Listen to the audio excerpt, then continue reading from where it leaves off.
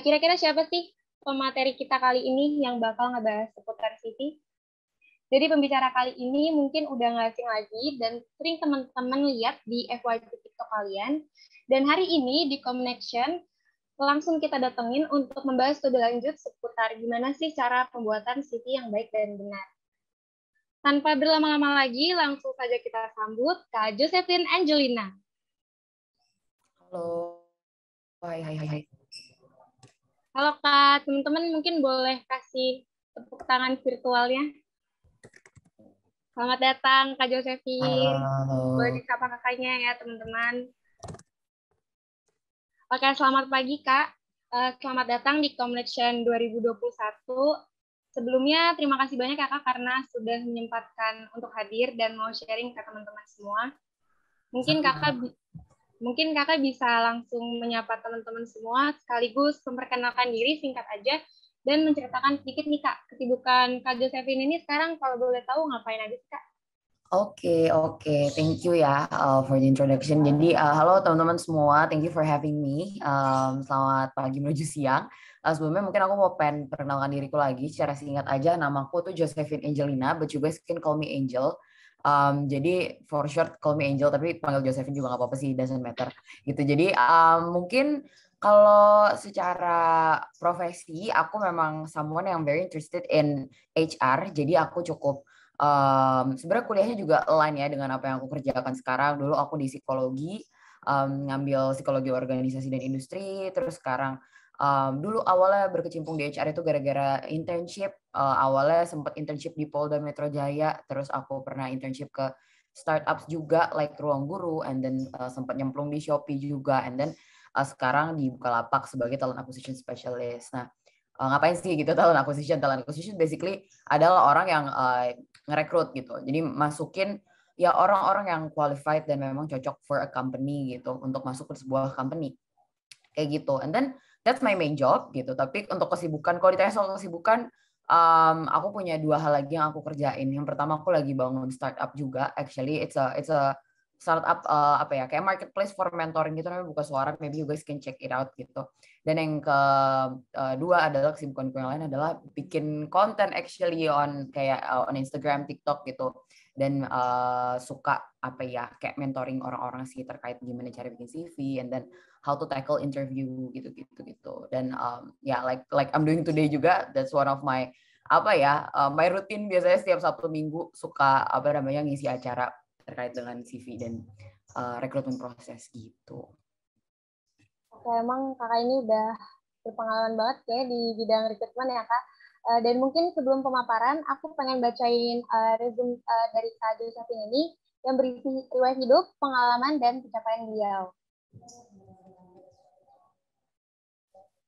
Bernama lengkap Josephine Angelina Krisyanti, seorang People Development Manager yang merupakan seseorang yang sangat passionate pada industrial or organizational psychology, recruitment, and talent strategy yang tentunya memiliki banyak pengalaman di bidang tersebut. Saat ini beliau bekerja sebagai Talent Acquisition Specialist di Bukalapak, sekaligus sebagai Vice President Human Resource di Bukasuara. Selanjutnya beliau juga pernah berpengalaman sebagai recruitment intern di Shopee International pada Februari sampai dengan Mei 2021. Pada November 2020 sampai dengan Maret 2021, Kak Josephine, Kak Angel menjadi talent acquisition intern di Ruang Raya atau Ruang Guru dan berpengalaman menjadi human research intern di Polda Metro Jaya pada Januari 2020. Kak Josephine merupakan lulusan S1 Psikologi Universitas 11 Maret tahun 2021. Saat ini beliau juga menjadi Pro Boda Human Research Advisor di Nisa Learning sejak April 2020. Dan tentunya masih banyak lagi pengalaman, pencapaian, dan juga keterampilan dari Kak Josephine ini yang lainnya.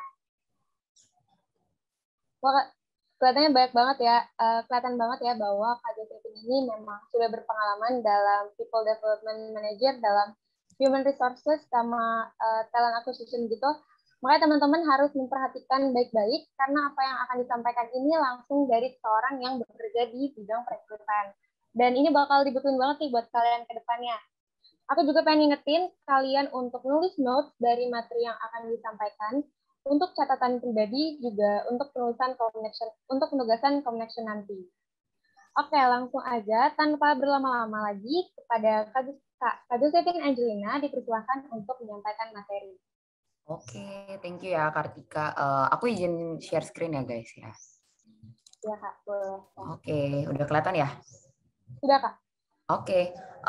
Jadi before we get into the main theme of our discussion gitu, which is gimana sih caranya bikin CV gitu ya, berdasarkan kemarin kan materi yang panitia minta tuh pengen banget kupas soal CV-nya gitu. Tapi sebelum kita masuk ke sana, aku personally sebagai talent acquisition makin kesini tuh makin sadar bahwa CV itu hanyalah tool menurut aku. Jadi kayak cuma alat aja yang kita gunakan untuk merepresentasikan diri kita ke orang lain ya. Mungkin teman-teman udah cukup familiar actually dengan penggunaan CV, mulai dari mau daftar organisasi, daftar volunteer, pasti kan harus kayak kasih ringkasan tentang diri kamu gitu, dan itu namanya CV gitu ya, curriculum vitae. Nah, CV itu sendiri seperti yang aku mention tadi, it's just a tool, CV and LinkedIn gitu ya. It's a tool untuk represent ourselves. Tapi balik lagi, kalau misalnya teman-teman nanya gimana sih caranya bikin CV yang oke, bikin LinkedIn yang oke, itu I think all of it itu berakar dari gimana caranya kita punya career branding yang oke. Career branding yang oke itu start from our mindset in terms of personal branding kayak gitu. Jadi mungkin kenapa judul materinya itu career branding, karena aku pengen share with you guys gitu ya, pengen berbagi juga sama teman-teman soal gimana sih kita prepare the right mindset before kita actually get down ngedit CV kita gitu ya, pakai template atau apapun itu, kayak gimana cara nulisnya dan segala macam. First before kita masuk ke sana, memang nggak bisa dipungkiri, I will not sugarcoat that template CV yang menarik itu akan memasukkan kamu ke perusahaan. No, I think what makes you bisa masuk ke perusahaan atau bisa masuk ke organisasi yang kamu mau adalah memang kontennya gitu. The way you represent yourself, cara kamu menjelaskan diri kamu, cara kamu menjelaskan pengalaman-pengalaman kamu gitu. That's why we have to have the right mindset ya on how to kita bisa represent ourselves gitu. Nah, why do we need personal branding sih for career purpose gitu? Mungkin kayak kalau bicara tentang personal branding, mungkin sekarang udah jauh lebih kayak relatable ya. Orang-orang udah berpakai LinkedIn, orang-orang udah kayak di Instagram mereka talk about their career gitu. Sementara dulu pas zaman-zaman gue masih kayak di semester 4, semester 3 itu boro-boro LinkedIn kayak we don't even know how to make a proper CV gitu. Karena emang minim banget sosialisasi dan minim banget kayak sebenarnya apa sih yang dibutuhin gitu dari rekruter gitu. Sebenarnya yang dibutuhin dari orang yang lagi melakukan rekrutmen tuh apa sih yang mau dilihat dari CV gitu. Nah, oleh karena itulah kita butuh personal branding nih for career purposes gitu. Karena menurut gue sendiri, yang gue perhatiin dari orang-orang yang gue kenal gitu ya, selama gue menjadi talent acquisition, itu most people have what it takes. Jadi mereka tuh punya gitu kemampuannya, punya pengalamannya sebenarnya. Tapi they don't really know how to deliver the best version of themselves gitu. Jadi kebanyakan orang kayak mungkin sebelum nulis CV udah yang kayak minder duluan, udah kayak aduh gue kupu-kupu banget nih anaknya, bisa nulis apa di CV gitu. Aduh gue organisasi cukup banget jadi staff doang, jadi staff danus lagi, jualan risol doang, apa sih yang bisa gue tulis itu. A lot of people think like that gitu, padahal nggak kayak gitu. In terms of writing CV, ada banyak hal yang harus kita analyze tentang diri kita dulu gitu. Jadi menurut gue banyak banget orang-orang yang kayak bahkan jual template CV, jual kayak use this CV template and then it will help you to get into your dream company gitu. Ya menurut aku itu misleading banget. Jadi kayak menurut aku itu adalah sebuah hal yang keliru gitu ya. Karena in terms of writing CV, modalnya adalah diri kamu sendiri sebenarnya, bukan template-nya, bukan seberapa ATS friendly itukah. Meskipun itu membantu ya, kalau misalnya CV kamu enak dibaca, mudah dibaca, ATS friendly, it's helpful to the recruiter, tapi that's not the point gitu. Jadi aku pengen coba explain ke you guys gimana sih cara kita bisa ngelihat gitu potensi dari diri kita yang bisa ditulis di CV, karena that's the problem gitu. Kita nggak tahu gimana apa aja dan gimana cara kita bisa nulis tentang diri kita di CV gitu. It's not about the template, it's about the content gitu. And then before we start juga, let's keep in mind kalau misalnya there's no such thing as a perfect candidate gitu. There's no such thing as the as the Mary Ann gitu ya, kalau misalnya istilah di film kita belajar ada candidate namanya kayak apa namanya, dia yang kayak paling sempurna, karakter yang protagonis paling sempurna itu gak ada ya di CV, kayak di dunia kerja tuh gak ada, karena balik lagi pengalaman orang tuh berbeda-beda dan kebutuhan rekrutmen itu juga berbeda-beda gitu. Kita nggak pernah cari orang yang benar-benar palu gada bisa A sampai Z. Kita hanya cari orang yang tepat atau cocok aja gitu. Jadi kata kuncinya lebih ke cocok-cocokan, bukan perkara nih orang kayak sekompeten itu atau nih orang sejago itu bisa ngelakuin semuanya gitu. Yeah, our main principle is actually placing the right man in the right place at the right time. Nah, mungkin dari penjelasan aku yang sampai sini, teman-teman mungkin bisa menarik kayak kesimpulan bahwa tadi karena konsepnya adalah cocok-cocokan, nulis CV itu juga pretty tricky gitu. Teman-teman harus tahu apa yang dibutuhkan dan teman-teman harus deliver itu gitu. Nah, gimana sih cara taunya apa yang dibutuhkan? Nah, di sini di bagian pertama, the first chapter, I'm gonna take you guys to an experience di mana kita coba empathize with the recruiter gitu. Maksudnya empathize with the recruiter adalah tadi ya, contohnya kayak banyak mitos yang beredar di rekrutmen bahwa template CV yang harus kreatif, yang bagus dan segala macamnya itu akan bikin lo mudah keterima. Atau mungkin CV tuh nggak boleh loh ada alamatnya atau ada nomor HP-nya, atau CV tuh harus nyantumin tinggi badan loh, berat badan, karena ada perusahaan yang merhatiin itu gitu. Atau enggak, CV tuh ini loh, fotonya nggak boleh miring kanan, miring kiri, apa segala macam kayak gitu-gitu. Nah, itu mungkin hal-hal yang selama ini kita pelajari gitu ya. Kita tahu dari mulut ke mulut kayak katanya nggak boleh gini loh, nggak boleh gitu. Tapi menurut aku cara paling efektif untuk belajar gimana cara kita bisa melakukan sesuatu adalah mengerti problemnya di mana gitu, mengerti apa yang dibutuhkan. Ibarat kita kan kalau menulis CV itu adalah proses kita memarket diri kita sendiri ya. Kita kayak mau jual diri kita kan ke company gitu. So when you're trying to sell yourself, first you gotta make sure what the company needs, right? Apa yang dicari sama recruitersnya. That's the first one. And then the second one adalah you gotta make sure ke diri kamu sendiri what's your added value gitu. Yang oke dari diri kamu apa nih yang bisa dijual gitu. Nah, ketika dua hal ini match, itu tinggal kamu taruh aja dalam bentuk CV, dalam bentuk LinkedIn, dalam bentuk nanti kamu ketika menjawab interview kayak gitu. So, the first one adalah kita trying to understand the perspective of the company ya. Jadi kayak understand the recruiters pain points and then know what they need from their point of view. Nah, di sini gue udah nge-list kayak sekitar 4. What do you think is a good move might sometimes be a recruiter's pain point. Jadi mungkin kalau teman-teman familiar dengan pain points itu kan adalah hal-hal yang menjadi titik problem ya, atau kayak berat gitu ya buat titik masalah lah buat pihak-pihak tertentu gitu. Nah, in this case it's the recruiter's pain point. Jadi hal-hal yang dipermasalahkan sama recruiter, tapi kadang-kadang orang-orang atau kandidat itu mikir itu malah good move gitu. Yang pertama adalah eye-catching festive resume. Mungkin eye-catching is not wrong actually. Eye-catching itu kan secara general deskripsi, meaning-nya atau definition-nya adalah memang kayak menarik mata gitu ya, menarik perhatian. Tapi menarik perhatian itu doesn't always mean your CV is festive gitu, yang kayak gonjreng banget, warna-warni sana sini kayak gitu-gitu. Karena by the way, it's not about the template, it's about the contents gitu guys. Jadi that's the thing yang kadang-kadang orang percaya bahwa CV gue harus warna-warni nih lalala biar di tengah-tengah ribuan applicants lainnya gue bisa stand out. Well, that's not the case. Ketika your CV itu too festive, pakai font yang mungkin susah dibaca, pakai warna yang mungkin nabrak, atau warna-warna yang not eye friendly gitu ya, kayak ibaratnya warna kuning ditumpuk di atas putih, it's gonna be a very sore ya for our eyes gitu.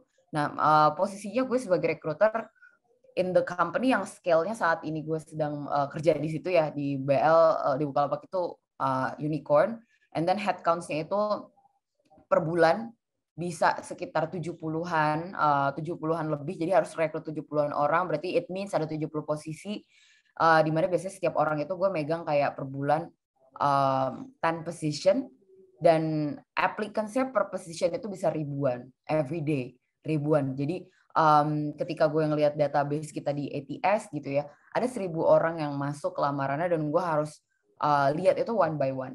Well, kalau resume kamu festive, it's gonna be eye catching, but not the positive one gitu. Bukan eye catching yang bagus, tapi lebih kayak aduh gue susah baca nih, langsung kelihatan pas gue coba baca, aduh gue susah baca, susah dimengerti CV-nya karena layoutnya terlalu neko-neko kayak gitu, ibaratnya ya I just simply move on to another CV gitu yang readable gitu.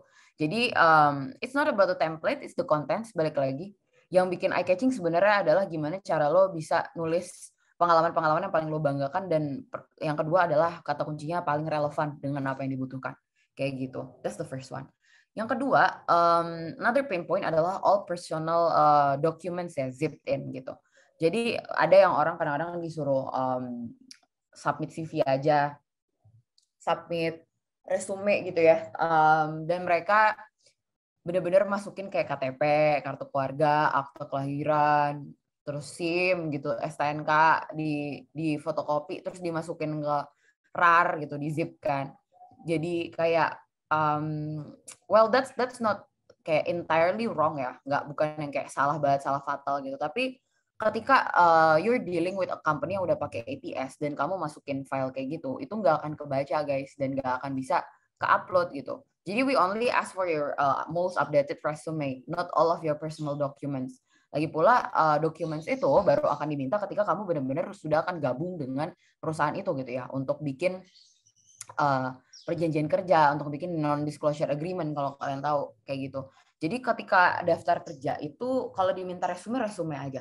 Kalau daftar lewat ATS just submit the resume, that's all, plain and simple. Tapi kalau daftar lewat email itu boleh ditambahin cover letter juga ya, ditaruh di body emailnya kayak gitu. Tapi nggak perlu banget yang namanya kalian ngasih KTP, KK. Dan lagi pula if you upload it somewhere online, your personal documents is gonna be very dangerous for you, karena itu benar-benar your personal document, right? Jadi kalau misalnya memang tidak diminta oleh company yang bersangkutan, nggak usah dikasih gitu. Dan ketika gue nge-screening CV pun, gue juga expect the CV untuk kayak ya udah 1-2 halaman aja. Sementara kalau lo nge-zip dokumen lain kan biasanya sampai 7 halaman, sampai 6 halaman, dan it takes time untuk ngedownload itu. Otomatis ukuran file lebih gede.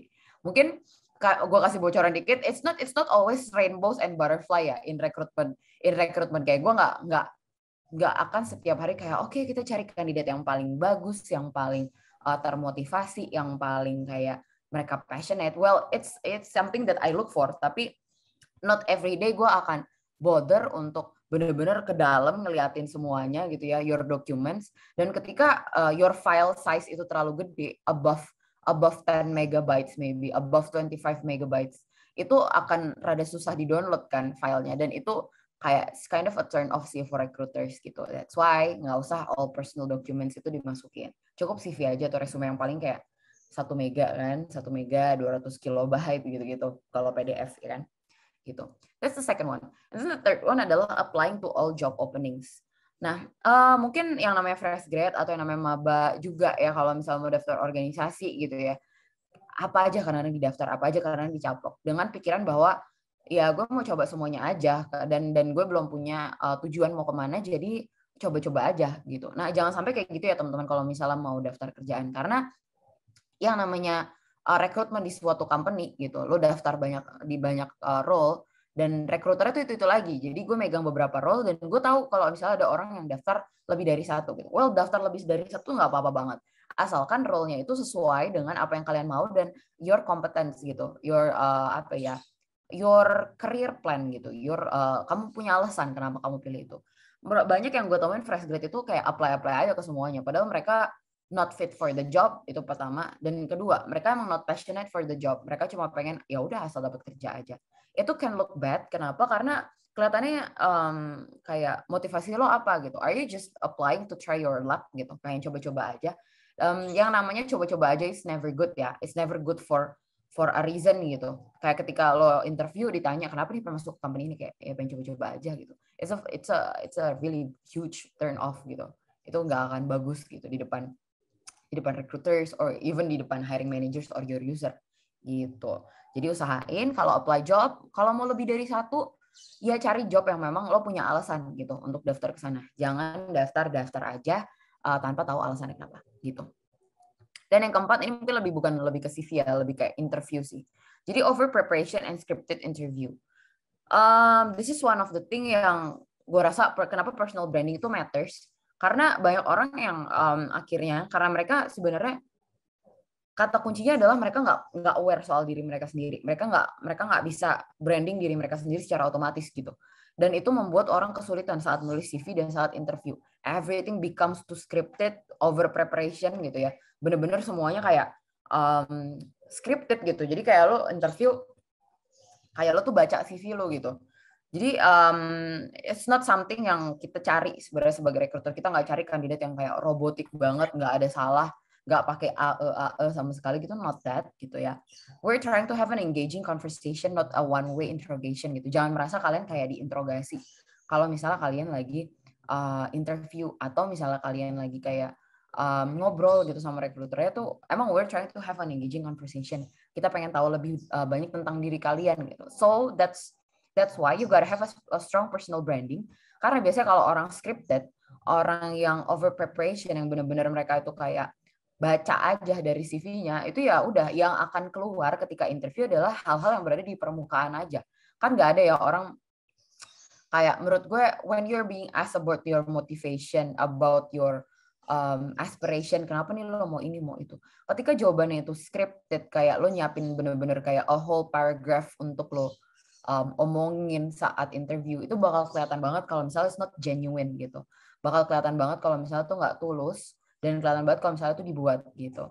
Jadi maybe what you think sometimes is a good move gitu ya, jadi kandidat yang prepare banget, yang semuanya serba sempurna, nggak ada celahnya gitu. Maybe it looks like a good thing, but it's actually something yang fishy, kayak we as a recruiter kayak, oh, ini orang ini banget, maksudnya kayak kaku banget, nggak bisa digali gitu secara genuine atau secara tadi tulus gitu. Okay. Nah, this is yang what you think is a good move ya, yang kelihatannya kayak a good move tapi it's a pain point. Selanjutnya gue pengen bawa teman-teman juga ke perspektif recruiter, pain points recruiter, tapi ini emang jelas gitu, kelihatannya ini pain points, emang hal yang buruk gitu. The first one adalah not understanding the job requirements. Nah ini guys, yang namanya CV, gue tahu betapa malesnya kayak di CV, kayak lo harus go over your CV dari awal sampai akhir, memperhatikan semuanya. Tapi the thing is, yang namanya kita daftar kerja, kita harus punya CV tuh harus sesuai dengan job requirements ya. Gak mungkin misalnya gini, tadi misalnya lo pengen daftar di beberapa job at the same time karena lo punya interest di sana. Kalau lo pakai CV buat daftar public relation untuk daftar, misalnya lo orang hukum, pengen ke law firm juga, tapi pengen ke public relation juga. Kalau lo pakai CV yang sama dan cara menjelaskan yang sama, it's not gonna be strong enough untuk masuk ke public relation misalkan. Kalau CV lo adalah kerjaannya bikin hukum litigasi apa gitu, it's not gonna sell gitu, it's not gonna sell. Jadi kandidat menurut gue yang oke gitu ya, yang kayak kooperatif adalah kandidat yang really understand the job requirements gitu. Kindly learn about the job description and requirements before applying. Karena dengan lo belajar job requirements-nya apa, lo bisa deliver apa yang dibutuhkan juga. So it's not gonna waste, you're not gonna waste anyone's time gitu. You're not gonna waste your own time untuk daftar ke pekerjaan yang apa namanya beda banget dari your expertise or your experience, dan recruitersnya juga kayak yang daftar ke recruitersnya adalah orang-orang yang memang understand the job requirements dan mereka punya kompetensi yang it needs gitu, kayak gitu. That's the first one. And then the second one adalah not understanding the profile of the company gitu. Jadi kalau misalnya bikin CV, teman-teman bikin CV atau kita mau bikin personal branding di LinkedIn, itu kita harus understand target marketnya itu tuh apa gitu. Jangan sampai kamu anak agency kreatif gitu ya, pengen ke sana tapi your personal branding and then your CV tuh kayak anak hukum, kayak akuntan Big Four gitu. They're very boring gitu CV-nya. Mereka benar-benar yang kayak hitam putih aja gitu. I'm not saying that your CV gotta be festive yang gonjreng tadi ya, tapi at least mungkin lo bisa sematkan porto kayak gitu kan. Nggak ada ya orang kayak apa namanya daftar kayak ke EY atau ke PwC itu ada kayak porto yang kreatif gitu kan, nggak ada gitu. Jadi you gotta understand the profile of the company and then understand their vision and what they're trying to deliver to the customer gitu. Nah, ini ketika kamu paham company-nya itu mau deliver apa ke customer, you can easily tahu juga gimana sih caranya ngejual diri lo pakai CV gitu. Jadi nanti lo jadi tahu apa sih yang harus ditulis di CV, deskripsi seperti apa sih harus ditulis di CV gitu. And then the third one adalah missing the body email only resume gitu. Banyak banget orang yang daftar lewat email cuma nyantumin CV-nya aja. Well, the first thing itu not polite ya. It's a bad manner lah pokoknya. Kayak lo ibaratnya masuk pintu nih gitu doang. Dan kayak I don't know what to do with that gitu kan. I got your resume kan, and then what gitu. Nah, jadi kayak gini tuh harus teman-teman ini ya make sure gitu. Teman-teman harus aware. Kalau misalnya yang namanya daftar kerja itu ada mannernya juga. Kalian harus ketok pintu and then kayak, hello, this is my CV, and then tujuan gue tuh adalah ini, pengen daftar ini gitu. Jadi biasanya kalau misalnya daftar lewat email, write a cover letter sih for the body email. Baru attach the resume gitu. Dan yang keempat adalah not self-aware of one's capability. Nah ini sulitnya lagi guys, kayak kalau mau tulis CV tapi kamu sendiri aja belum aware nih sama apa yang kamu punya, sama apa yang bisa kamu leverage, sama apa yang bisa kamu jual ke company gitu. Jadi kayak pas interview gue sering banget juga nemuin orang gagap kayak nggak bisa jawab padahal cuma ditanya kelebihan kamu apa, kekurangan kamu apa gitu. So the thing is we're only asking about yourself gitu. You should know yourself best harusnya gitu. That's why makanya kayak aku omongin di depan, actually CV is a tool. When you are writing a CV tanpa tahu your actual capability apa, ketika CV itu membawa kamu ke interview, kamu akan struggle di sana gitu. Kamu akan struggle karena kamu nggak bisa ngejelasin diri kamu selain apa yang udah kamu tulis di CV gitu. That's why the most important part actually before starting career branding adalah self awareness gitu, meningkatkan your awareness towards yourself gitu. So this is the pain points ya yang dari recruiter. I hope dengan aku bilang seperti ini teman-teman bisa ngebayangin nih gimana sih jadinya rasanya jadi recruiter gitu ya, ketemu sama 1000 CV gitu almost every day, and then kira-kira kalau misalnya lo jadi recruiter ketemu 1000 CV tiap hari dan lo pengen cari kandidat yang bagus, kira-kira lo pengennya CV-nya kelihatan kayak apa gitu. Coba let's imagine it that way. Semoga teman-teman bisa jadi ngebayangin kayak iya gue kalau jadi recruiter sih ketemu CV tiap hari 1000, ya gue pengennya CV yang mudah dibaca, tulisannya as simple as Times New Roman atau kayak Georgia. Nggak mau tuh gue ngeliat orang tulisan pakai Comic Sans atau pakai Chiller gitu-gitu atau pakai font-font yang aneh-aneh. Gue juga nggak mau yang warnanya banyak, gambarnya banyak kayak gitu-gitu. Jadi ketika lo bisa imagine what it's like gitu ya sebagai rekruternya, I believe teman-teman akan bisa mendapatkan insight tentang apa sih yang harus gue deliver di CV gue kayak gitu. Kemudian tadi kan kita udah study about the company ya, maksudnya kayak apa yang dibutuhin nih sama recruiter dan apa yang dibutuhin sama company. Nextnya I'm gonna explain to you guys on how to get to know yourself gitu ya, gimana caranya bisa kita tuh bisa kenal sama diri sendiri gitu ya. Kayak let's see whether you got what it takes gitu. Kita harus tahu whether kita punya memang hal yang dibutuhkan gitu untuk daftar ke pekerjaan tersebut. Dan kalau kita punya hal tersebut dan gimana juga caranya supaya kita bisa menuangkan itu in a good manner atau dengan cara yang baik di dalam sebuah CV gitu. Nah jadi to get to know ourselves, I believe sebenarnya ini nggak cuma buat kayak CV doang ya, nggak cuma buat interview, nggak cuma buat personal branding, tapi as a human being, I think having a self awareness is really great. Punya pemahaman yang terhadap diri kita sendiri itu is really great. Karena kalau gue sebagai talent acquisition sekarang someone yang berkecimpung di dunia people development and HR, I see that career is actually a roadmap, guys. It's actually a map gitu, sebuah peta di mana kalian with your CV itu ibarat kayak lo pengen sampai ke Jogja nih dari Jakarta, dan CV itu adalah karcis tol lo gitu. Jadi kayak semuanya harus align, semuanya harus sejajar gitu. Jadi ketika kita nggak tahu diri kita siapa, boro-boro kita tahu harus masuk tol yang mana, harus pakai karcis tol yang mana. Kita kadang-kadang nggak tahu posisi kita sekarang di mana. Kita nggak tahu ke depannya kita mau kemana gitu. For example, kalau misalnya gue nggak tahu posisi gue sekarang di mana gitu ya, capability gue apa, gue nggak tahu kompetensi gue sekarang apa. Tapi gue pengen nih ada tujuan, misalnya gue pengen ke Jogja gitu. Tapi gue nggak tahu sekarang posisi gue di Jakarta. Ternyata posisi gue mikirnya posisi gue di Bandung. Pasti kan tol yang harus kita lewatin beda, maps yang harus kita lewatin beda, dan kesalahan seperti itu akan menyebabkan outcome yang salah juga gitu. Lo bayangin kalau misalnya lo jalan dari Bandung ke Jogja, tapi pakai peta Jakarta Jogja, it's not gonna take you to the right places, right? Jadi itulah pentingnya kenapa lo harus self aware gitu. Kenapa lo harus tune into your feelings, your thoughts, and your action supaya your career path ini membawa lo ke tempat yang seharusnya kayak gitu. Jadi that's the thing gitu. Being self-aware itu also means being able to recognize how people sees you. Ketika lo bisa menyadari orang itu ngelihat lo seperti apa, lo mau personal branding A, B, C di LinkedIn, di CV kayak gimana, itu akan tepat jatuhnya, akan genuine rasanya. Bayangin aja mungkin teman-teman kayak ada pasti punya teman yang kayak mereka tuh nggak sadar kalau mereka A misalnya gitu. Jadi mau mereka brandingin dirinya kayak B, kayak C, susah-susah X, Y, Z, ya teman-temannya tetap ngeliat dia kayak lo tuh A gitu loh, lo tuh nggak usah jadi kayak X, Y, Z lalalala gitu. Itu stems from lacking of self awareness gitu. Lo nggak tahu diri lo seperti apa. Jadi ya tadi kita nggak bisa nentuin steps-nya ke depan tuh harus lewat mana aja sih. Steps-nya tuh harus belok mana aja sih kayak gitu. The same goes for CV. The same goes for interview, the same goes for personal branding. Ketika kalian nggak tahu diri kalian yang sebenarnya, your personal branding will feel fake gitu. Akan terasa kayak not genuine gitu. Nah, gue pribadi juga being aware of myself itu nggak kayak apa ya, gue nggak melakukan ini baru mulai kayak kemarin sore gitu. Jadi ibaratnya emang it's a lifelong process gitu. Being self-aware itu adalah sebuah proses yang pemanjang, lifelong, dan personal branding tidak dipungkiri juga bisa berubah kadang-kadang di tengah jalan.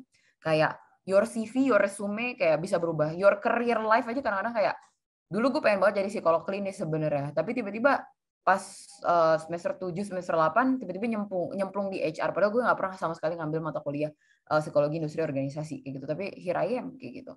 Dan itu gue lakukan karena I'm self-aware gitu. Akhirnya gue aware dengan diri gue sendiri, apa yang gue butuhkan dan apa yang ingin gue capai.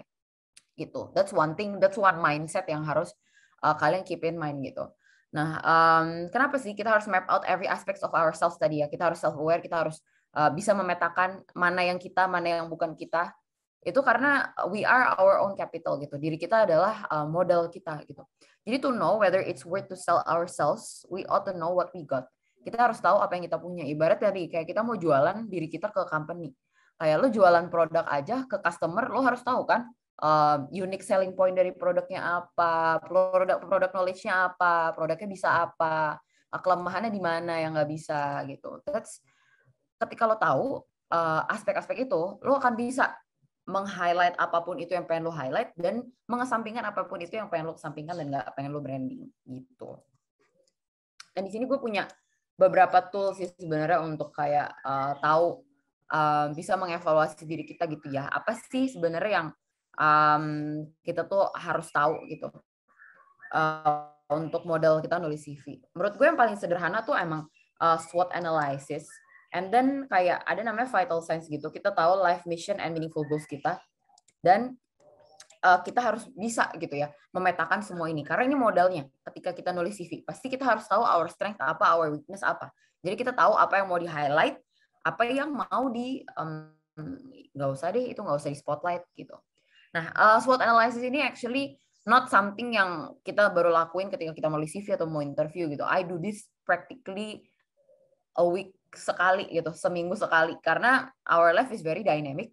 Dan gue adalah tipe orang yang lagi mencoba untuk membangun growth mindset gitu ya. Growth mindset kalau misalnya teman-teman tahu adalah kan kayak mindset di mana kita tuh akan terus berkembang, kita akan terus menjadi lebih baik gitu ya kalau kita mau berkembang kayak gitu. Jadi in order for us to grow, ya kita harus bisa admit kalau misalnya kita punya weakness dan kita harus tahu juga strength kita di mana. Jadi mana yang bisa dioptimalisasi kayak gitu.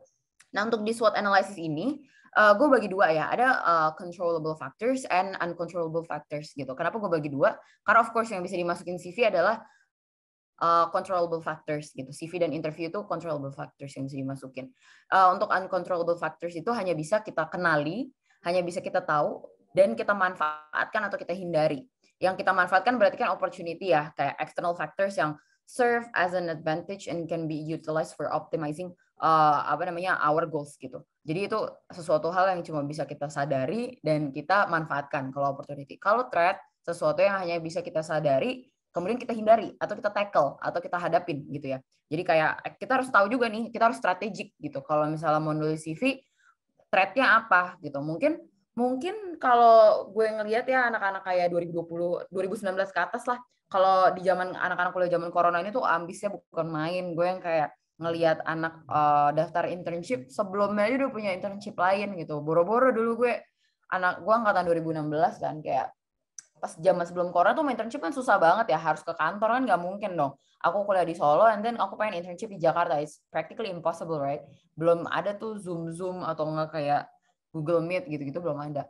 Nah, that's one threat yang you guys harus kenalin gitu. Ada threatnya adalah persaingan kerja semakin ketat. Dari situ berarti you guys have to find a way, harus cari cara gimana ketika kalian interview atau ketika kalian jelasin di CV itu kalian punya value yang unik gitu dibandingkan pesaing-pesaing kalian lainnya kayak gitu. Jadi itulah gimana cara kita bisa memanfaatkan opportunity dan threat. Kalau opportunity kan sekarang ada Kampus Merdeka, ada fasilitasnya kita mau magang, ada LinkedIn, ada fasilitasnya kita mau cari magang kayak gitu. Jadi that's the thing yang kamu harus aware juga. Karena kalau kita aware sama strength dan weakness dan threat, tapi kita nggak tahu kesempatan yang ada, pasti orang cenderung miss out on the opportunity. Mungkin ini nggak berhubungan langsung dengan CV ya, tapi kayak this is very important ketika teman-teman mau memulai organisasi, mau mulai karir, mau mulai volunteering gitu. Teman-teman harus tahu kesempatan apa aja sih yang bisa diambil gitu. Gitu. And then strength and weakness, the controllable factors. Nah, teman-teman ini harus bisa cari strength-nya, cari weakness-nya. Kalau strength itu tujuannya adalah cari sesuatu untuk dipromosikan gitu ya. Kalau weakness adalah cari sesuatu your blind spot yang bisa kalian perbaiki atau bisa kalian jadikan learning points gitu.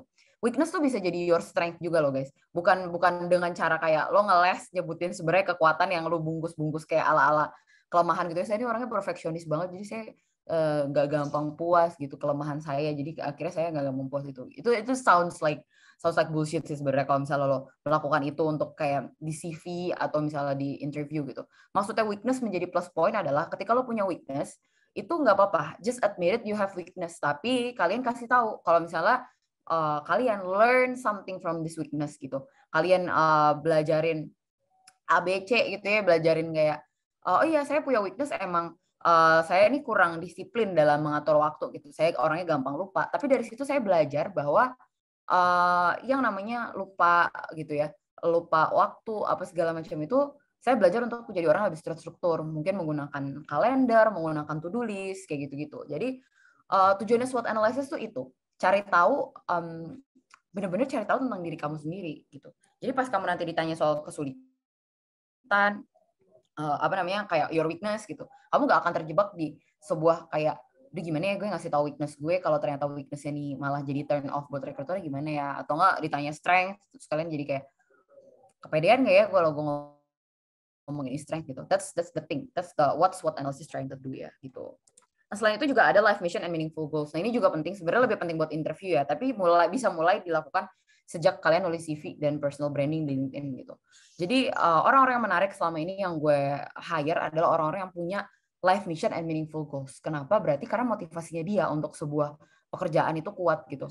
Apa namanya punya orang yang punya motivasi yang kuat, punya meaningful goals ketika mereka berhadapan dengan suatu pekerjaan, seberapa sulit pun itu, mereka pasti punya the will, the strength, the effort untuk ngutak-ngatik itu apapun gitu. Itu adalah sebuah kekuatan teman-teman. Jadi itu yang dicari sama company juga gitu. Beda sama orang yang mungkin motivasinya cuma kayak ya pengen kerja di sini gara-gara pengen cari pengalaman aja, atau kayak ya pengen kerja di sini gara-gara emang perusahaannya kan gede ya, jadi saya bisa stabil deket dari rumah mungkin, atau kayak gajinya oke gitu-gitu. Well, it's a valid reason, tapi not a strong enough reason gitu.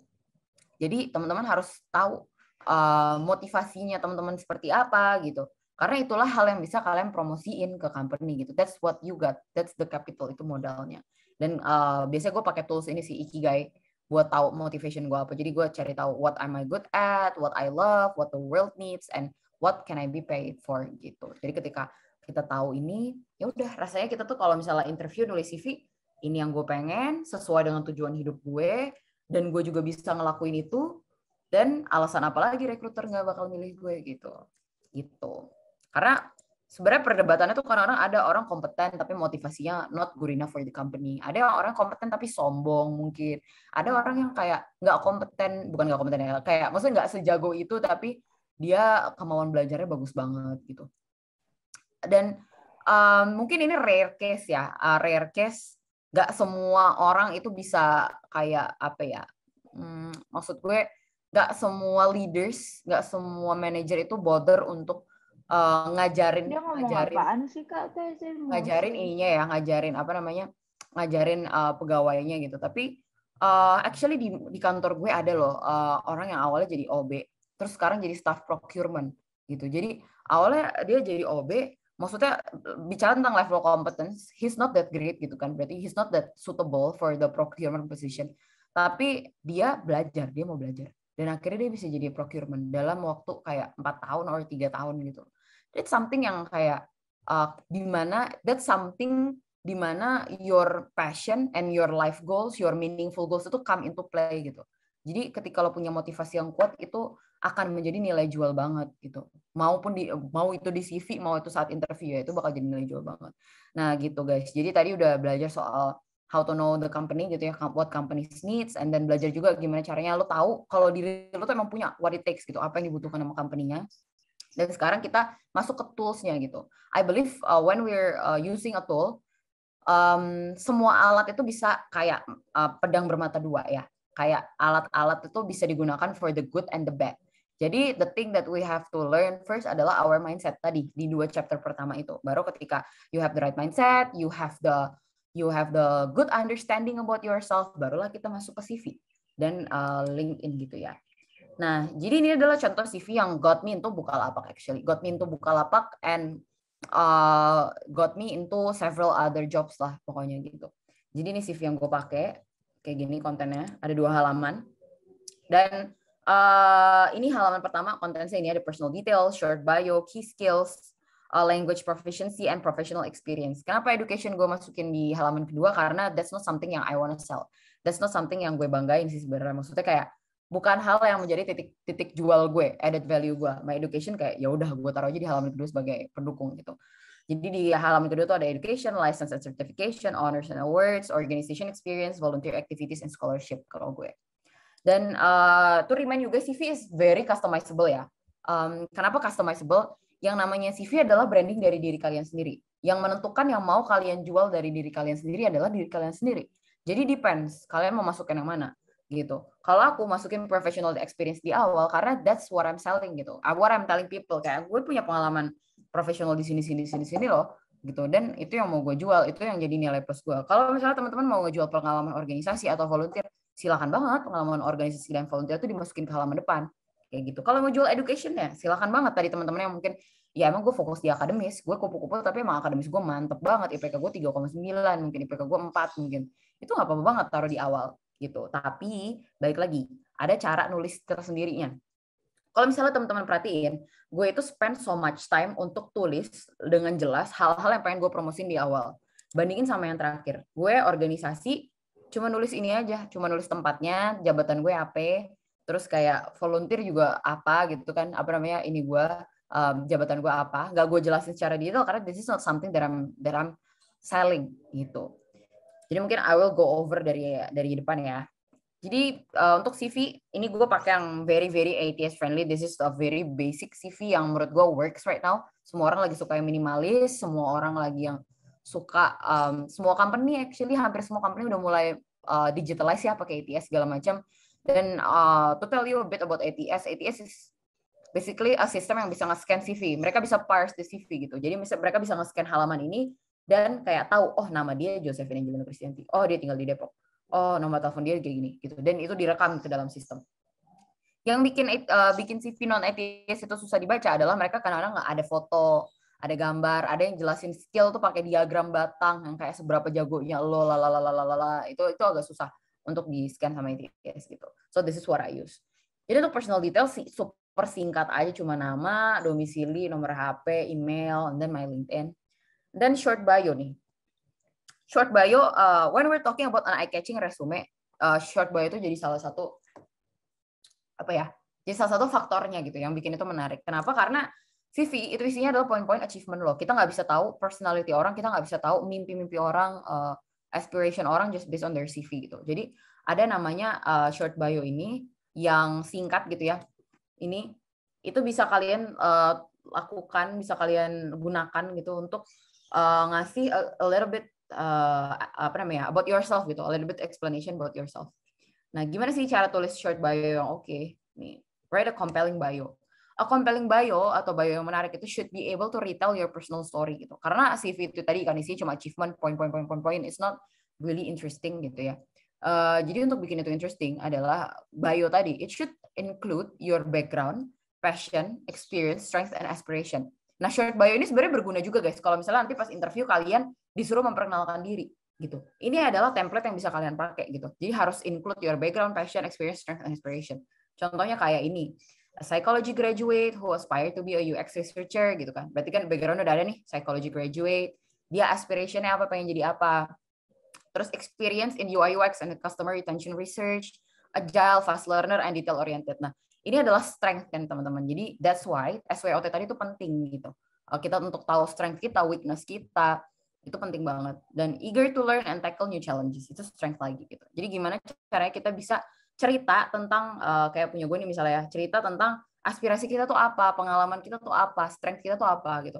So this is the first paragraph yang kalian harus gunain untuk promosiin diri kalian sendiri gitu. Jadi cara nulisnya kayak gitu. And then kenapa gue langsung tulis key skills and competencies di bawahnya? Karena balik lagi itu yang pengen gue jual. Gitu. Ada yang nulis key skills di paling belakang juga ada. Tapi karena saat ini yang mau gue jual ada pengalaman profesional gue, ya udah gue tulis skill set. Langsung aja ya guys pakai ini, pakai apa namanya? Pakai poin-poin aja. Maksudnya bener-bener skillnya aja, keywords-nya aja. Jadi nggak usah pakai kayak capable in analyzing data atau analyzing data 100%, analyzing data 50% gitu. Itu nggak usah. Dan cara nulisnya adalah hard skill comes first and then the soft skill gitu. Terus write the keywords only, keep it relevant, jangan masukin kayak jago penalti atau jago nendang bola kalau misalnya lo daftar jadi lawyer gitu. Itu kan kagak masuk. Nggak masuk aja ya, pokoknya kayak nggak relevan gitu kan. Minimum menurut gue masukin 6 skills dan maximum of 10 or 12 gitu. Don't use bars or graphs to explain your skill proficiency.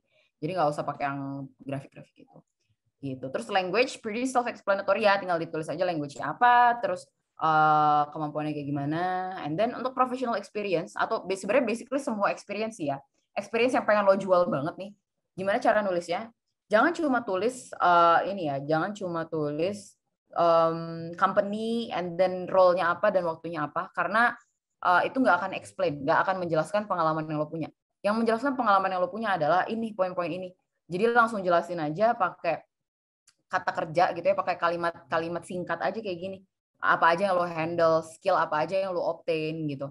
Karena itulah yang bisa menjadi nilai jualnya gitu. Jadi for example tadi kalau misalnya ada yang mau dari PR, dari orang yang fundraising ya, orang danus, misalkan lo organisasi di danus pertama, tapi lo mau ke humas gitu, itu kan beda jauh ya. Kalau misalnya lo tulis cuma danus doang, mungkin orang yang nyeleksi lo di humas ngeliat kayak ini orang pengalamannya danus nggak cocok gitu. Tapi ketika lo nulis danus himpunan gitu ya, dari tahun sekian sampai tahun sekian, lo kasih tahu apa aja sih job desk yang lo kerjain gitu, lo bisa bilang kayak danus bernegosiasi dengan partnership untuk mencari investor atau mencari sponsor-sponsor untuk acara sekian. Dengan lo nulis kayak gitu, orang humas itu jadi tahu kayak, oh, ini anak punya pengalaman public speaking ya berarti, punya pengalaman partnership ya berarti, dan itu cocok dong buat humas, biarpun judulnya dia danus gitu. Karena sebenarnya jadi dari recruiter yang kita cari adalah skill-nya, not necessarily lo pernah role-nya apa, ya itu juga dipertimbangkan ya. Tapi ketika lo ada role sesuatu di company sesuatu dan ternyata itu nggak match job description-nya, kita juga nggak bakal milih kayak gitu. Jadi nih, what to write on your experience. Always start with your most recent experience ya, experience yang paling baru, kemudian tulis role-nya apa, organisasinya apa, and then your tenure, jadi waktunya dari kapan sampai kapan, dan harus di-describe clearly. Job desk-nya apa yang lo udah achieve so far, inisiatif lo apa gitu. Contohnya kayak tadi ya, gue include numbers tuh. Include numbers untuk menjelaskan achievements gue. Gue handle 30 plus open roles to fulfill hiring needs, itu sebuah achievement. Terus yang terakhir adalah initiated and present employer branding campaign strategy to attract, retain more great talents at Bukalapak. Gitu. Jadi kayak gue ngasih tahu achievement gue ngasih tahu inisiatif gue gitu-gitu. Supaya kelihatan gitu kerjaan gue apa aja, skill yang gue obtain apa aja. Gitu sebenarnya teman-teman. Ini nggak harus di professional experience doang ya, tapi kalau misalnya teman-teman mau nge-highlight tadi organisasi atau volunteer, feel free banget yang ini gitu ya. Kalau organisasi dan volunteer yang pengen kalian highlight, juga dijelaskan dengan with the same manner gitu ya, dengan cara yang sama ketika gue menjelaskan professional experience-nya gitu. And then honors and awards juga, kalau kalian menang lomba jangan lupa dimasukin. Kalau misalnya license and certification, kalian pernah ikut pelatihan apa dan dapat sertifikasi, itu juga jangan lupa dimasukin gitu. Dan education ini khusus banget buat teman-teman yang kayak mungkin ngerasa kayak pengalaman gue kuliah doang, itu nggak apa-apa gitu. Di kolom education kalian bisa banget jelasin kalian terlibat dalam aktivitas apa aja, kalian pernah mungkin jadi leader di project kampus atau leader di tugas kelompok apa gitu kan, biasanya pasti ada tugas kelompok lalala gitu kan, kalian jelasin apa yang kalian lakukan gitu. So that's basically cara nulis CV itu kayak gitu. Gampangnya. So this is one last thing from me for the pro tip ya, for CV itu pokoknya selalu exclude hal-hal yang nggak relevan, jangan masukin hal-hal yang nggak relevan. Gue pernah banget lihat ada orang fresh grad baru mau daftar jadi lawyer, tapi dia tulis hobinya dia adalah hobi main bola kayak gitu-gitu, hobi berenang. Well, that's not relevant kan, dan itu buang-buang tempat aja gitu, jadi seharusnya nggak usah dimasukin gitu. Yang kedua adalah no flashy resume ya. Kagak usah resume tuh yang gonjreng, heboh, rame. Yang penting balik lagi tadi esensinya, bukan layoutnya gitu. Well, layout memang harus rapi, tapi bukan berarti yang harus kayak warna-warni sana sini, dikasih foto banyak atau gambar-gambar icon-icon gitu, nggak usah gitu. Dan yang terakhir adalah two pages max. Menurut gue 2 page itu udah very enough sih untuk ngejelasin diri lo gitu. Jadi pinter-pinter lah ngatur space. Gitu. So, maybe from my side, that's all that I'm gonna share with you guys. I hope materinya mudah dipahami ya. Kalau misalnya nanti ada yang kepo-kepo atau ada yang mau pertanyaan lagi, after this bakal ada Q&A session. Jadi, ya, silahkan ditanya aja gitu. Oke, mungkin aku balik lagi ke Kak Tika ya. Thank you so much, guys. Baik, terima kasih Kak Angel buat pemaparannya yang sangat menarik dan benar-benar enlightening banget. Membahas bagaimana kita bisa mengenal diri kita dulu nih guys, sebelum kita memasukkan hal-hal ke dalam CV gitu. Dan ini juga ngebahas gimana sih buat CV yang bagus, gimana sih buat CV yang keren gitu, tapi juga membahas ya tadi gimana kita mengenali diri kita, terus juga mengenali apa yang dibutuhin sama recruiter. Dan pokoknya ini bakal bermanfaat banget ya buat kalian. Mungkin aku pengen nanya sedikit sih Kak, masih berhubungan dengan CV ini. Misalnya kan Kak tentunya udah ngelihat berbagai macam bentuk CV, berbagai macam pengalaman-pengalaman orang dan lain-lain. Misalnya nih Kak ada 2 kandidat yang sama-sama keren, yang latar belakang pendidikan, terus juga pengalamannya ya equal gitulah Kak kurang lebih, dan juga dibutuhin lah sama perusahaan ini. Nah, kira-kira dari kedua kandidat ini apa yang bikin salah satu dari mereka tuh stand out gitu Kak, dan bisa keterima ke tahap selanjutnya? Oke, thank you for the question. Mungkin kalau ada CV yang sama gitu ya, yang kayak oke, ini orang pernah handle yang sama, education-nya juga sama, pasti gue ambil dua-duanya ya, dan pasti gue kasih ke user gitu. Nah, kalau kalau misalnya udah dari CV dan HR interview itu biasanya kalau dari CV pasti gue ambil, dan ketika HR interview gue baru bisa nentuin nih yang stand out yang mana gitu. Jadi biasanya make or break-nya itu dari interview gitu, bukan CV-nya. Kalau CV-nya udah seragam sama gitu ya. Nah, yang bikin stand out adalah sebenarnya tadi how they can deliver themselves. Gimana personal brandingnya, gimana kecocokan dia sama culture perusahaannya. Ada yang kompetensinya juga oke, tapi ternyata dia orangnya mungkin keras kepala gitu. Bukan, I'm not saying keras kepala salah, tapi kadang-kadang user itu juga merhatiin kayak komposisi timnya, teman-teman. Jadi this is something yang mungkin kita nggak bisa kontrol ya. Itu makanya gue sebut tadi banyak hal-hal yang sebenarnya kita nggak bisa kontrol dalam proses rekrutmen. Mungkin itu user punya tim ada 5 orang, 3 dari 5 orang itu udah keras kepala. Nggak mungkin dia akan ngambil orang yang keras kepala juga untuk masuk di timnya, bisa hancur timnya kayak gitu. Tapi not necessarily juga keras kepala itu salah gitu. Jadi kayak yang bikin stand out adalah gimana caranya lo bisa tahu company itu bekerjanya seperti apa, cara berpikir company itu seperti apa. Dan ini of course take effort ya untuk belajarin soal company gitu ya, untuk belajarin soal culture di sana.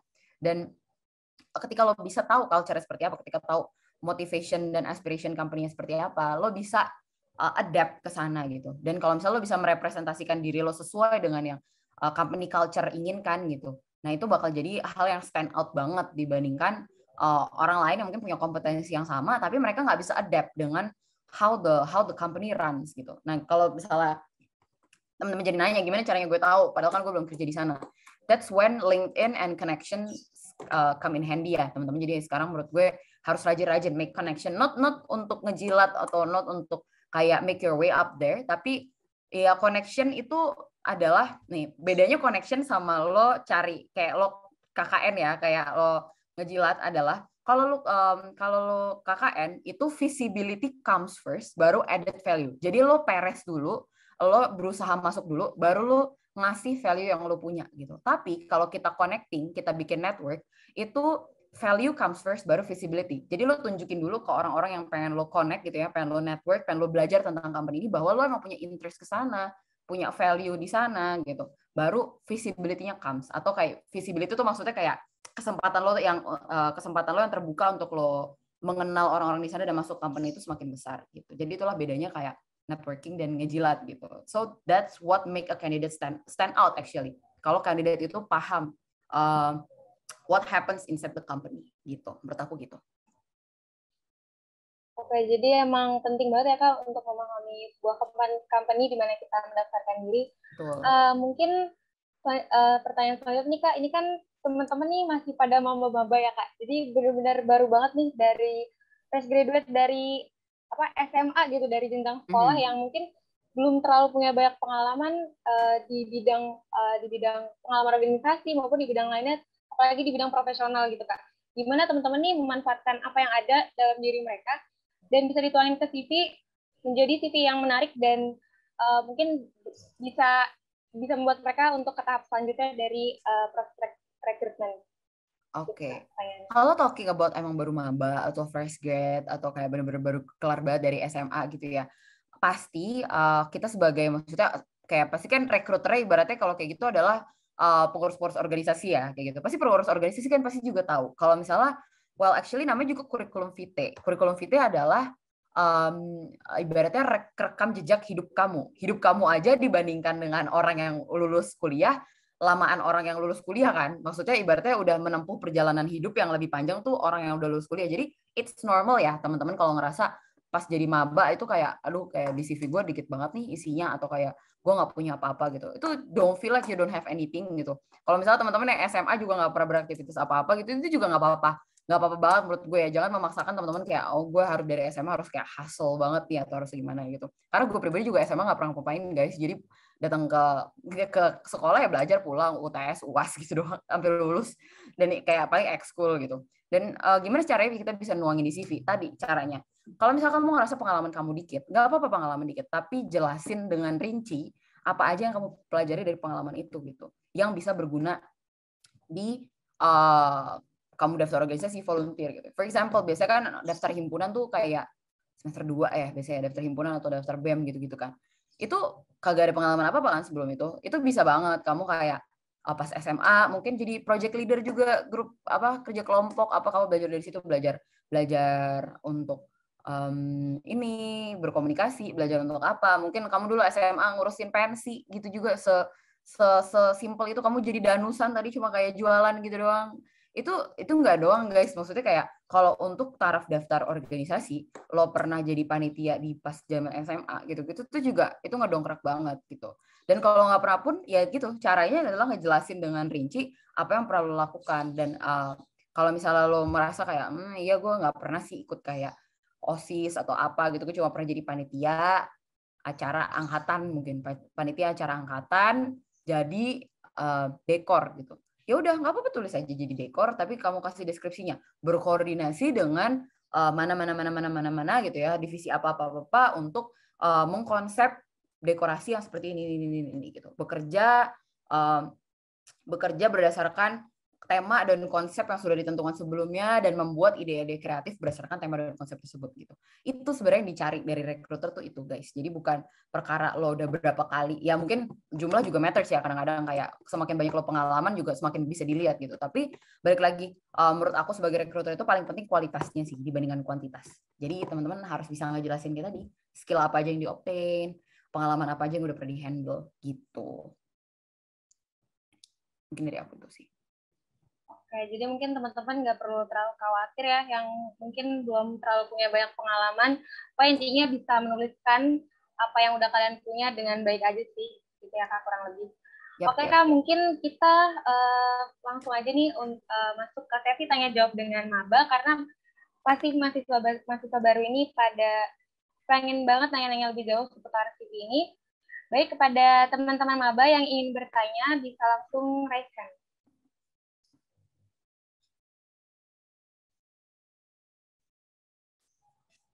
Jangan lupa menyebutkan nama, NIM, dan juga kelompok sebelum mengajukan pertanyaannya.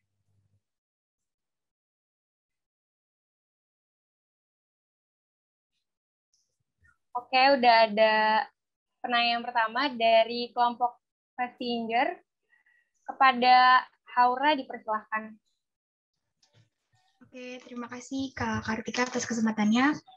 Halo Kak Angel, aku Haura dari kelompok Pestingar. Aku mau bertanya, kan sekarang lagi zamannya kadang suka pakai CV kreatif ya Kak, kadang tuh pakai CV kreatif yang dari template gitu.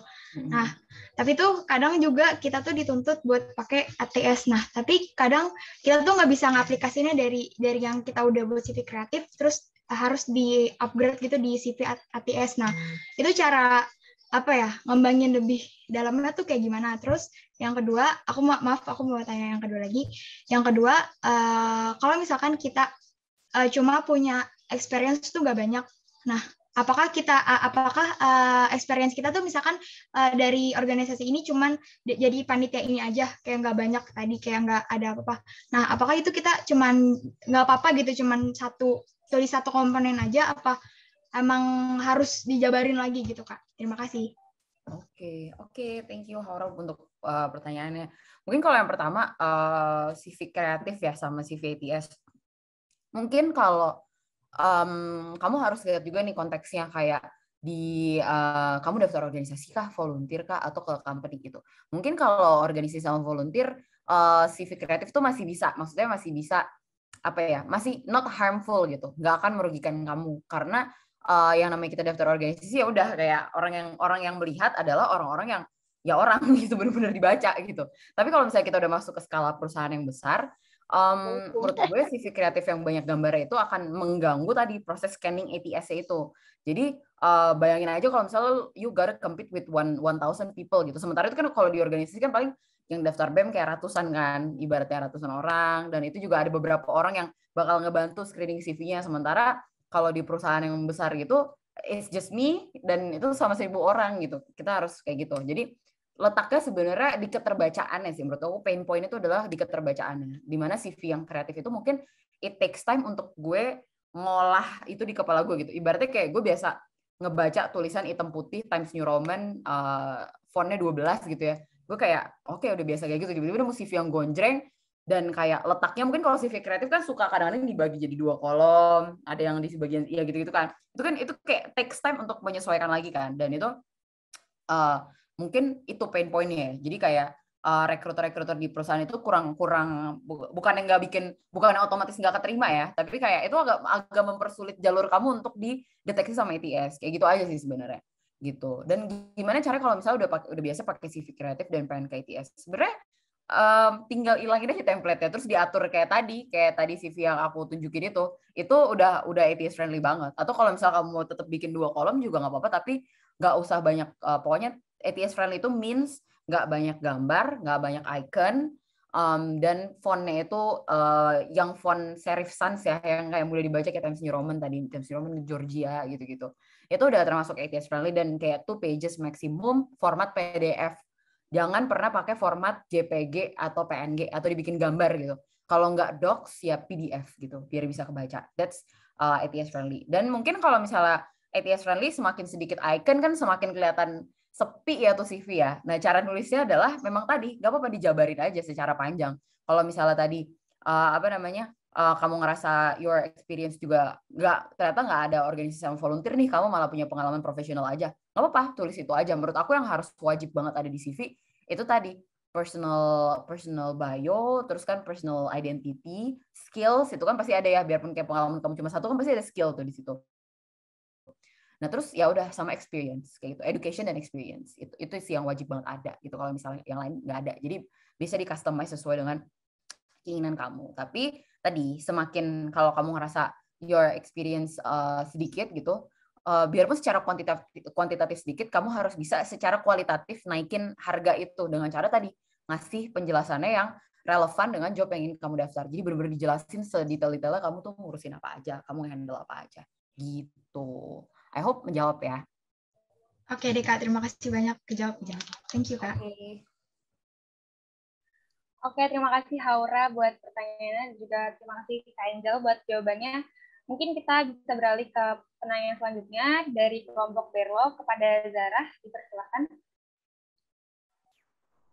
Ya, perkenalkan nama saya Zarah Octavia Khairunisa dari kelompok Berlo. Saya ingin bertanya Kak, untuk dalam kondisi apa kita harus pakai CV 2 lembar atau 1 lembar karena setiap company kan berbeda-beda. Nah, yang pertanyaan kedua, apakah setiap company itu pakai ATS, Kak? Terima kasih, Kak. Oke, thank you Sarah for your question.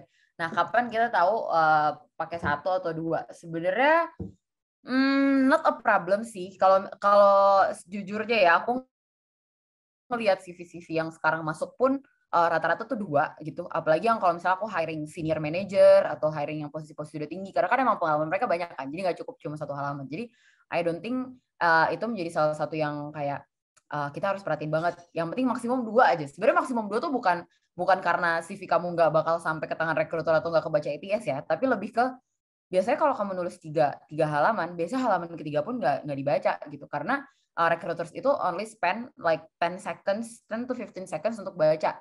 Dan biasanya ya tadi kita ngelihat pengalaman yang penting-penting itu ditaruh di depan gitu. Jadi kita nggak bother bacaan halaman ketiga gitu. Dan kadang-kadang halaman kedua itu kalau misalnya di halaman pertama udah mencakup semua yang kita ingin cari dan kandidat itu punya, gue nggak bakal baca halaman keduanya gitu. Ya udah langsung aja kayak nih CV oke nih, karena di halaman pertama ya pengalamannya udah mencakup semua. Jadi mungkin yang menurut aku perlu diperhatikan adalah not berapa banyak halamannya. Of course maksimum 2 itu udah paling optimal ya, maksudnya paling oke. Tapi yang perlu kamu perhatiin adalah penempatannya sih. Jadi kayak di halaman pertama make sure segala hal yang penting yang kamu banggain, yang kayak ini pengen banget gue jual, kayak fix banget ini nih yang bisa bikin masuk ke company ini, lu taruh di halaman pertama. Di halaman kedua baru deh fakta-fakta pendukung yang halaman pertama mungkin kayak ibaratnya gue udah baca halaman pertama, oke nih orang, begitu gue buka halaman kedua kayak makin oke lagi gara-gara ada pendukung-pendukungnya gitu. Jadi mungkin yang lebih harus diperhatiin itu yang pertama. Kalau soal company mana sih yang pakai ATS gitu, biasanya sih company-company yang startup tuh sebenarnya udah rata-rata pakai ATS ya, tapi startup yang mungkin udah kayak apa sih namanya, employee-nya itu udah sekitar kayak ribuan orang gitu, udah kayak 500 ke atas orang. Itu biasanya pakai employee-nya 500 ke atas orang pakai ATS gitu. Karena biasanya mereka juga punya sistem. Jadi ada namanya HRIS. HRIS itu adalah sistem HR yang elektronik gitu ya. Dia ngerekam semua data karyawan. Biasanya company-company yang pakai itu tuh udah pakai ATS juga. Jadi kamu submitnya tuh langsung kayak ke web gitu kan, biasanya terus ngupload CV. Itu biasanya pakai ATS gitu. Kayak kalau mau lihat Unilever atau HM Sampurna atau perusahaan-perusahaan gede itu nggak mungkin nggak pakai ATS sih gitu. Kalau misalnya kamu daftar lewat email mungkin itu nggak pakai ATS gitu. Kalau misalnya daftar masih harus lewat email gitu. Mungkin kamu bisa lihat dari ciri-ciri itu sih gitu. Semoga menjawab. Terima kasih Kak. Oke. Oke, terima kasih kepada Zara atas pertanyaannya dan Kak. Mungkin masih ada yang mau bertanya lagi nggak nih teman-teman?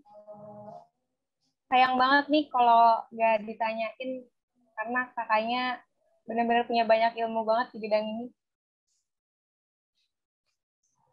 Oke, kayaknya udah nggak ada pertanyaan ya. Mungkin terima kasih kepada teman-teman buat pertanyaannya dan yang sudah berpartisipasi. Mungkin aku mau ngerangkum sedikit dari pemaparan dari Kak Joseph dan Angelina tadi. Yang pertama, yang harus diperhatikan yakni CV hanyalah sebagai tool, yang terpenting dari itu yaitu career branding dan mengenali diri sendiri. Dalam pembuatan CV, template bukanlah hal yang terpenting, melainkan isi dari CV itu sendiri yang berisi tentang kamu lebih mendalam. Maka dari itu perlu disadari untuk mengenali diri kamu sendiri yang bisa kamu lakukan melalui analisis SWOT. Selanjutnya, beberapa hal yang harus kamu perhatikan ketika ingin dalam rekrutan, yaitu jangan membuat CV yang terlalu ramai, melainkan isi kontennya yang harus menarik. Selanjutnya, tidak perlu mencantumkan dokumen yang tidak diperlukan. Ketahui benar apa yang benar-benar kamu suka, jangan sampai kamu mendaftar ke semua open recruitment tapi tidak sesuai sama kamu, dan jadinya nggak sesuai, kamu nggak bisa maksimal di bekerjanya. Terakhir, jika memang sudah lulus tahap seleksi berkas, ketika interview jangan sampai kamu terlalu kaku dan juga terlalu scripted, karena recruiter tentunya ingin mengetahui diri kamu lebih mendalam.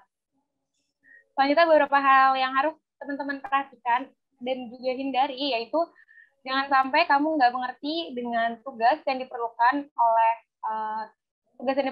perusahaan ataupun recruiter. Selanjutnya tidak mengenali baik tempat di mana kita akan mendaftarkan diri, tidak menyampaikan berkas dengan tidak sopan seperti tidak mencantumkan body email ketika melakukan pengiriman CV melalui email, dan yang terakhir yang paling penting yaitu jangan sampai kamu tidak mengenali diri kamu sendiri. Oke, materi tadi benar-benar bermanfaat banget untuk kita semua dan tentunya bisa kalian implementasikan dalam pembuatan CV nanti. Baik, sayang banget nih kayaknya kita sudah ada di penghujung dari pembahasan materi yang kedua seputar CV. Saya dan teman-teman pengen ngucapin banyak-banyak terima kasih kepada Kak Josephine Angelina yang sudah mau sharing ke teman-teman semua. Semoga Kak Josephine bisa sehat-sehat selalu dan supaya bisa membagikan ilmunya nih Kak. Dan juga ditunggu ya Kak buat konten-konten di sosial medianya seputar CV dan bidang perekrutan ini. Terima kasih banyak Kak. Mungkin teman-teman bisa dikasih applause-nya buat Kak Josephine. Boleh juga, teman-teman, for having me. Kalau misalnya ada yang mau nanya-nanya atau masih ada kepo-kepo pengen connect to me di LinkedIn juga, I'm very open for discussion gitu. Mau nanya ke IG juga silahkan banget. Gitu. I hope materinya berguna ya buat teman-teman semua. Thank you.